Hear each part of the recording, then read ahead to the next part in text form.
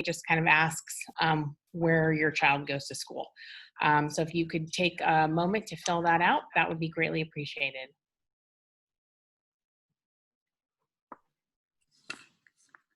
Hi, I'm Maria Davis. I'm the Dean of Students at Washington Elementary, and I will be one of your presenters tonight.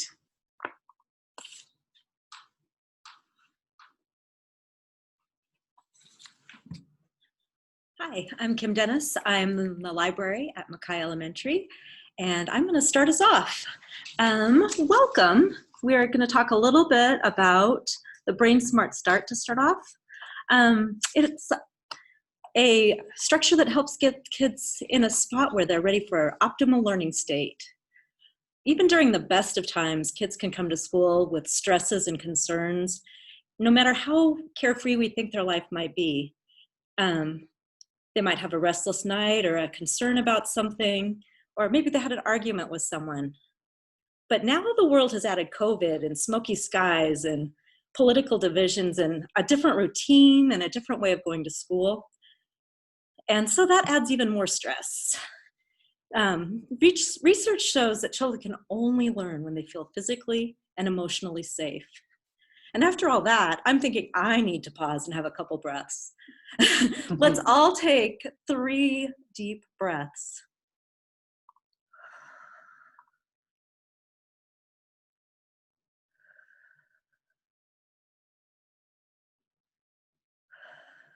A Brain Smart Start allows our students, no matter where they are in their brain states, to maintain calm and be ready to learn for the day. The structure sets you and your child up for success. We're going to watch a video and we'll see a family complete the 4 parts to a Brain Smart Start. Let's take a look.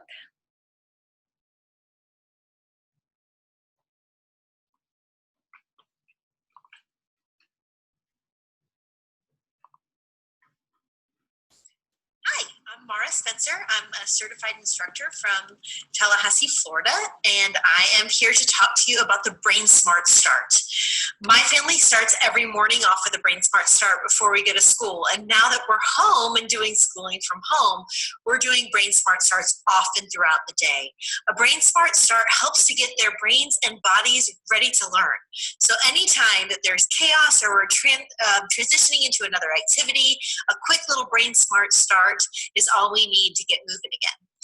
And the Brain Smart Start consists of 4 components: the activity to unite, activity to disengage stress, activity to connect, and activity to commit. As long as it has those 4 components, it doesn't matter if it's 5 minutes or 20 seconds, it can still have the same effect.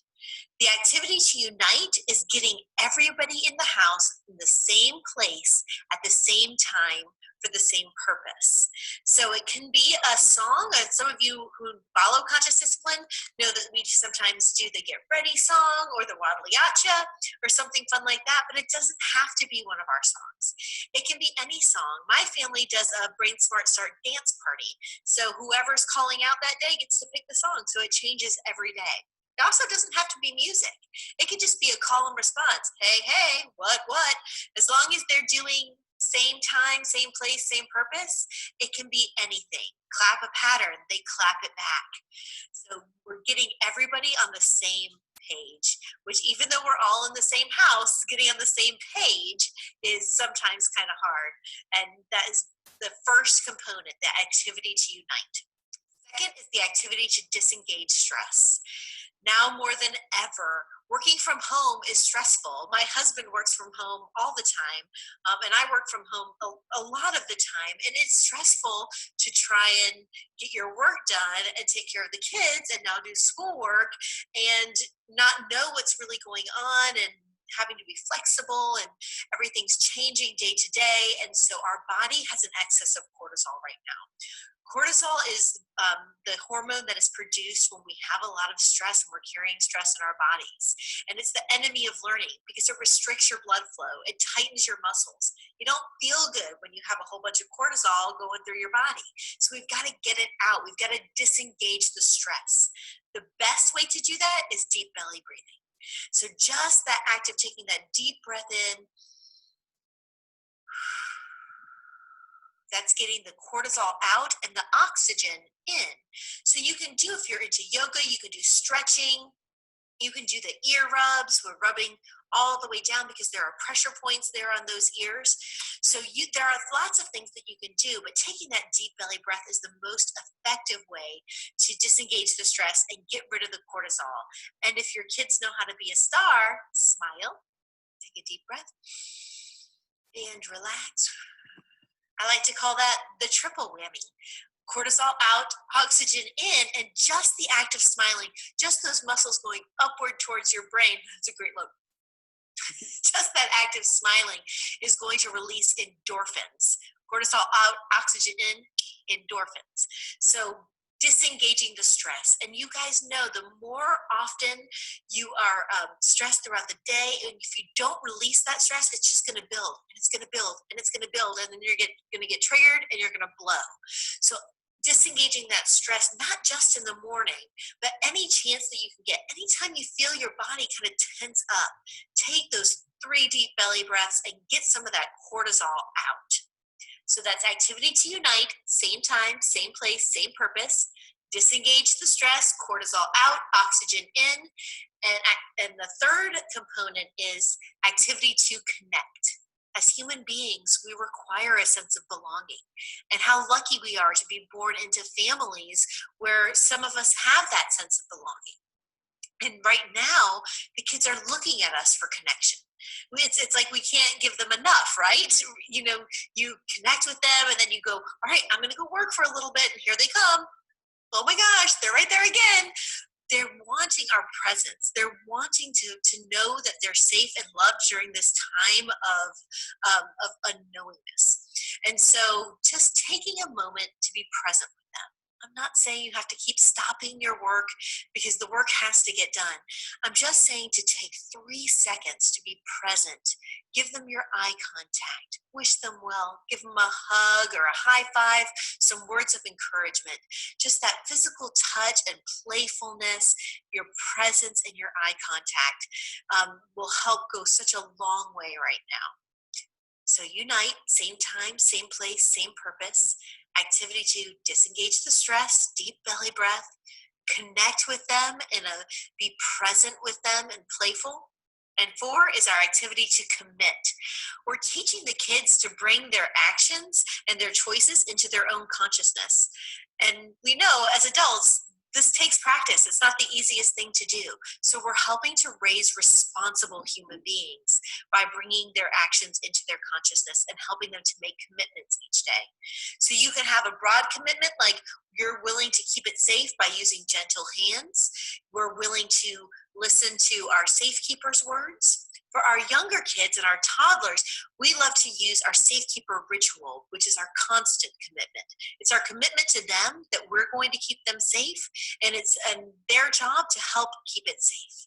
And so if your kids go to a conscious discipline school, you might be able to say to them, it's my job to keep you safe, and it's your job too, and they should be able to respond, help keep it safe.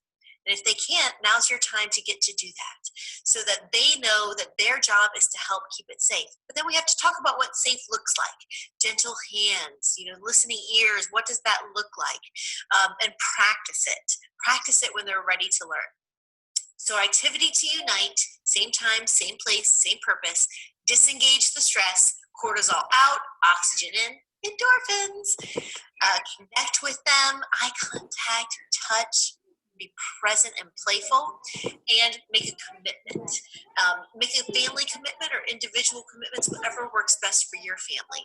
My older daughter has a commitment journal, and she likes to write down her commitments in the morning and then check in with I did it, or oops, I'm gonna try that again. But she's bringing her thoughts into her consciousness, and we make our commitments based on our family agreements, the things that we need. So now might be a great time to make agreements with your family on things that you need to feel safe enough to help them get their schoolwork done, and you get your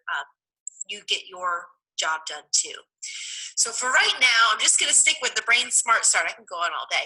I'm just going to stick with the Brain Smart Start and show you what those 4 components look like for our family with our dance party. So we're going to do a dance party. That's our activity to unite. Then we're going to disengage the stress. We're going to hold hands and do breathing arms. 3 deep breaths in. With our exhale, twice as long as our inhale. And then we're going to make a commitment, hands in. If you're willing to, I don't know, it's my 12-year-old's turn to call out, so we'll see what she comes up with. And then if we're willing, we say, I'm willing. And then we high five each other for connection. So that will be our Brain Smart Start. And I'm going to pause and show you now. All right, here we go. Everybody get like move.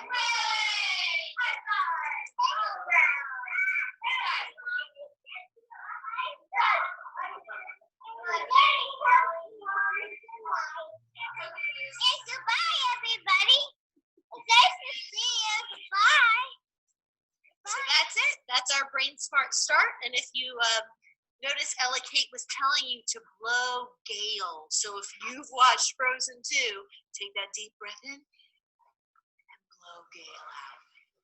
Disengage that stress. Get rid of that cortisol. And our family is wishing yours well.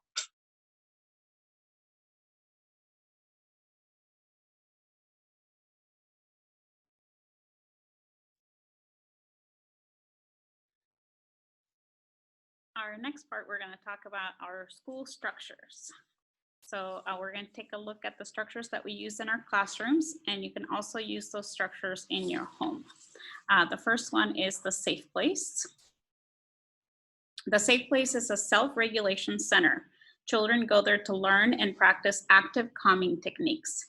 Children go to the Safe Place by themselves or with help during emotional upset. Self-regulation is the #1 predictor of social and academic success. Children need structured opportunities to practice active calming in order to learn how to self-regulate. The Safe Place is a self-regulation learning center, not a timeout. Our next area is the Friends and Family Board. The Friends and Family Board builds unity and links our school family to your home family. We build a board at the beginning of the school year, typically, and use it throughout the year. Children use the board to learn about each other at the beginning of the school year.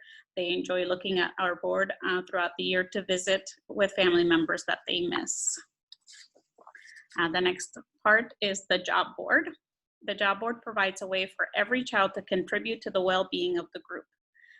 Every child has a job every day. We do our jobs throughout the day and change jobs throughout the year. Jobs encourage self-worth and responsibility and allow children to experience how each individual is valuable to the group.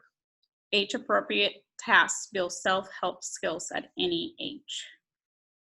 The next area is our visual routines. Visual routines provide predictability. I can't say that word tonight. Predictability and safety by showing children our expectations and what to do next. We use visual routines throughout the day. Adults think in words, children think in pictures.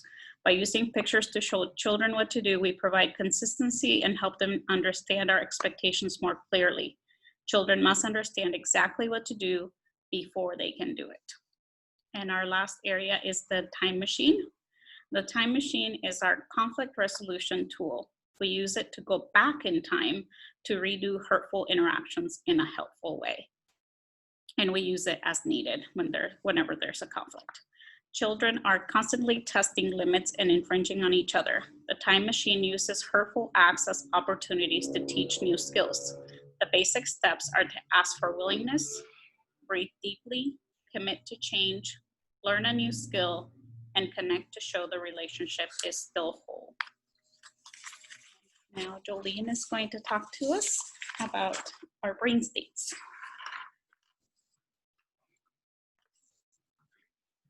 Hey, oh my goodness. I'm so glad I get to take off my mask and present. It's so hot in here. Sorry. So some of those structures you may be familiar with, and some may be new to you. We use conscious discipline to teach our social emotional side. And what conscious discipline does, it's not like a lesson that we teach within a week. It's more of when the child becomes upset, they go to the safe place, and then they learn how to self-regulate, so that that helps wire their brain so that the next time they come upset, they know a little bit more what to do. So the conscious discipline is evidence-based, and it has a simplified structure called the brain state model. And so the brain state model has 3 parts. It has survival, emotional, and executive. The first one that I'm going to talk about is the survival state. And I know that some of you may have been experiencing different behaviors in your kids during this time. I know that even my kids who are in high school, they experience like, why are you acting like that? Well, stress does that. And we need to remember that our state dictates their state. So the first state I want to talk to you about is our survival state. And the survival state is our fight. So put your arms like this and say fight. Then out and say flight. Good. And act like you're a flag and say surrender. Okay, so those are our basic instincts that we have as human beings. And when we are in this state, we're asking, am I safe? The next, and if you'll see on the slide, some things that you see, so if the fight is hitting, pushing, kicking, spitting, and screaming. If you're in the flight mode, you're running, hiding, withdrawing. If you're giving up, you're surrendering, then you're crying, you're giving in, giving up. And you'll notice that all of those are like nonverbal. And so the next state is the emotional state. And this is when the world is not going our way. So this happens when we our unconscious cannot see another's point of view. And we're mostly concerned with, am I loved? And so in this state, you'll see blaming, back-talking, name-calling, social exclusion, social aggression, guilt, attention-seeking, clinginess, neediness. And what this state needs the most is that connection, because connection wires the brain for self-regulation. The next state is the executive state. And this state is asking, what can I learn from this? So in this state, you're able to regulate and integrate that internal state to be calm. So you're activating that calm. You're becoming a wise advocate. You're able to problem solve. You're able to learn.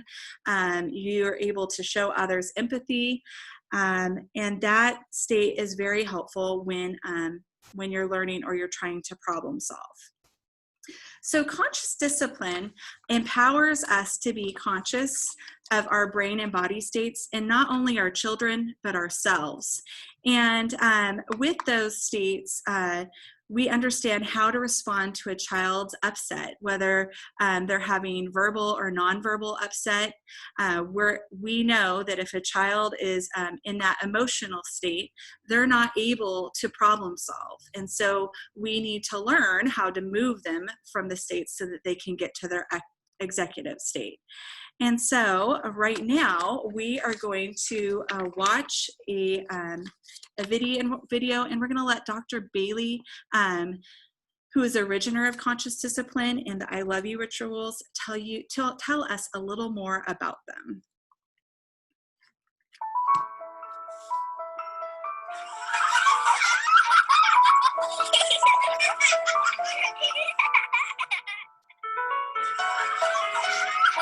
Welcome to Conscious Clips on Our Time Together. Today we're going to talk about I Love You rituals in older children. I Love You rituals are designed to build bonds between people so that each person in the interaction feels a sense of connection. This sense of connection creates a biochemistry that optimizes the function of our brain. In conscious discipline, there's a brain principle. It says the connections on the outside with other people build neural connections on the inside. And these neural connections literally wire the brain for impulse control so we can stop behavior. They motivate us with a willingness to behave. And finally, they help us focus attention so we can stay attentive to a task long enough to be successful. To create these connections that I'm talking about in the brain, we need 4 things: eye contact, touch, presence in a playful situation. So we're looking for those. Now, sometimes we think that these I Love You rituals are just for younger children, early childhood. But if you think about it, we're saying, why would just young children want to connect? We all want to connect on a deep level. Take weddings, for example. They are expensive, day-long I Love You rituals.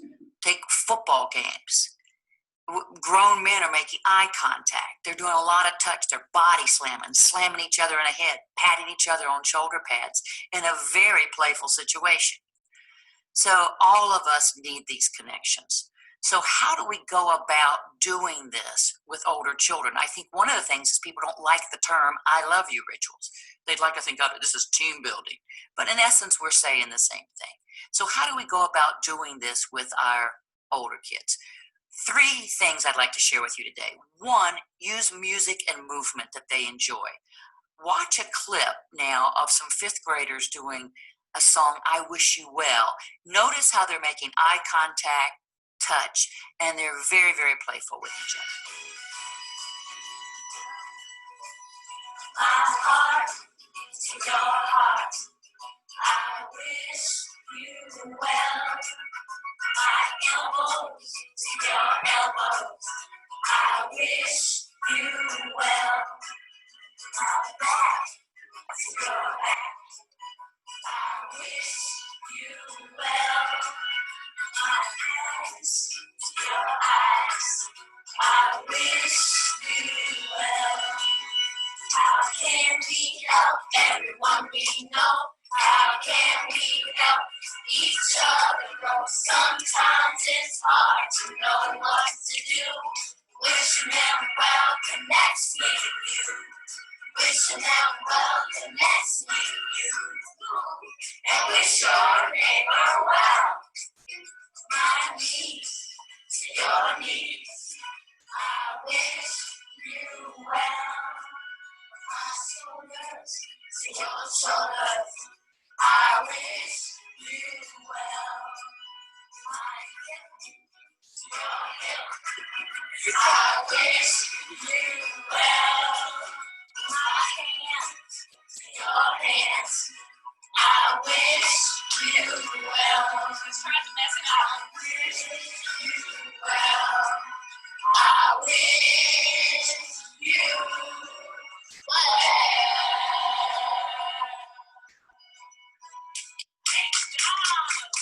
Another way you can have I Love You rituals with older kids is to buddy up the older kids with younger kids. 4th and 5th grade classrooms can have a buddy class in kindergarten, 1st grade, or preschool. This next clip I'd like to share with you shows a 6th grade class working with a kindergarten class, and they are learning for the first time an I Love You ritual called Here's the Bunny. Again, as you watch this, notice how they're making eye contact, the touch, the presence, and the playfulness that we're encouraging. And they're going to be the bunny. So she's got 2 little fingers, and the 2 little fingers go like this. Here is the bunny with the ears so funny. And then you're going to put your hand up like this. Do this with me, big friends. Here is the hole in the ground. With the noise she hears, she perks her ears. Stick your fingers up. And she jumps in the hole in the ground. Squeeze! Like that. That is the bunny with the ears so funny. Here is the hole in the ground. With the noise she hears, she perks her ears. They go up. And then she jumps in the hole in the ground. Give a little squeeze, a gentle squeeze. Here's a bunny with the ears so funny. Here's the hole in the ground. When a noise she hears, she picks up her ears and jumps in the hole in the ground. The last way I'd like to share with you about having I love you rituals for older children is a way that we can do instant activities and connect children with each other at the same time practice some wonderful academic skills. I call these the vocabulary slap and the math hammer. So watch Julie and I demonstrate these two activities for you. So Julie, we're going to play a game, and it's called vocabulary slap. So we put our hands up, staying facing each other, fingertips close like this. So what I'm going to do is I'm going to think of a word in my head and how to spell it. And then I'm going to spell it on your hands, slapping your hands, crossing over my midline. So we go H-E-L-P-F-U-L. And then you say what the word is. Helpful. And then it would be your turn. R-E-S-P-E-C-T. Respect. Now, another one we can do is called math hammer. So it's kind of like paper scissors. So we're going to go 1, 2, 3, and then after 3 you're going to put out a certain number. 1, 2, 3, and then we can either add these. So I'll say, all right, what are those? And you add them, 4, or we can do 1, 2, 3, and then we multiply. 2 times 2 is 4. So it can be multiplication or addition, and I call that the math hammer. So one more time. 1, 2, 3. 3 times 2 is going to be 6. There you go. All right. To create I love you rituals with older children, by whatever name you'd like to call them, team building, community activities, whatever, you must first believe they're important. Research indicates that for school achievement, 3 things are necessary: connection with parents, connection with teachers, and connection between children. I love you rituals for older children build that connection between children. It seems that school reform truly starts in the heart. Until next time, I wish you well. Okay, and so you'll notice that those were happening pre-COVID, where kids could actually touch each other. So she talked about 4 parts in making connections. It needs to be playful, you have to have eye contact, you need to be present, and touch. And so obviously when we come back, the touch will be out, but it's not that important as the eye contact and being present with your child or with the students. And maybe you're thinking, wait a minute, this was not how school was when I was in school. And you would be 100% correct. Scientists have made a lot of discoveries about how the brain works, especially regarding how it learns and changes. So conscious discipline is research-based and evidence-based to bring this new information to a usable level in our classroom and our lives. If it seems a little unnerving, take 3 deep breaths and remember, we're all in this together.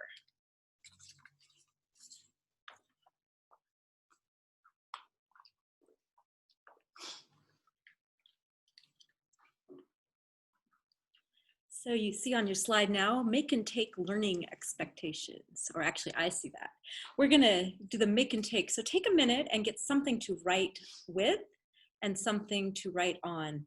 Maybe you have a piece of poster board, maybe you have a pizza box, you could use half of that.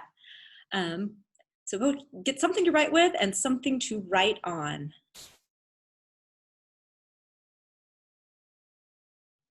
And work with your family to do this. What do you want your child to learn from comprehensive distance learning this year?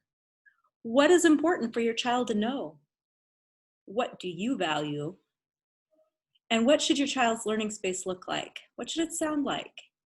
You can draw pictures with this. You can brainstorm together to come up with what you want your learning experience to be for your child this year.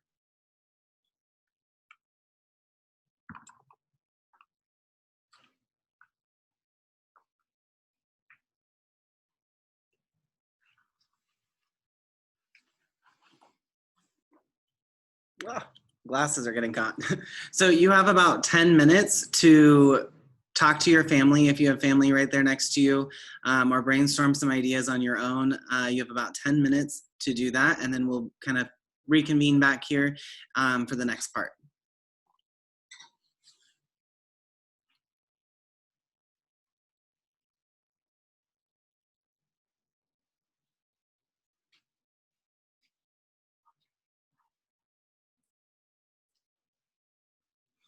We'll check in about 5 minutes.